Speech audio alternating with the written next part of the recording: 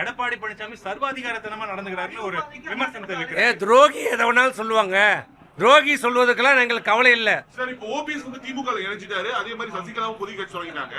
இப்போ இங்க அதிமுக சட்ட ரீதியான பிரச்சனைகள் எங்களுக்கு சட்ட பிரச்சனைகள் அனைத்தும் எந்த பிரச்சனை வந்தாலும் அதிமுக சந்திக்கும், எதிர்கொள்ளும். நாங்கள் அதை பற்றி எந்த காலகட்டத்திலையும் பயப்பட்டதில்லை, அச்சப்பட்டதில்லை.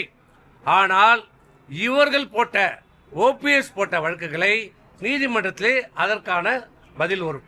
நாங்க இருந்த வரைக்கும் தான் தேனி மாவட்டத்துல வந்து அதிமுகவோட கோட்டை, இப்ப வந்து ஓட்டைன்னு சொல்றாரு ரவீந்திரநாத். அந்த ஓட்டை இவர் துணை முதலமைச்சராக இருந்தார். யாரு? தேனி மாவட்டத்தில் ஓட்டை ஊந்ததுன்னு சொல்றாரு. அந்த தேனி மாவட்டத்தில் தான் இவர் துணை முதலமைச்சராக இருக்கின்ற போது அந்த இடைத்தேர்தல் வந்தது. ஆண்டிப்பட்டியில் அம்மா நின்று வெற்றி பெற்ற, புரட்சி தலைவர் நின்று வெற்றி பெற்ற ஆண்டிப்பட்டி இவர் குடியிருக்கிற ஊர் பெரியகுளம் தொகுதியில் இடைத்தேர்தலில் தோல்வி அடைந்தது.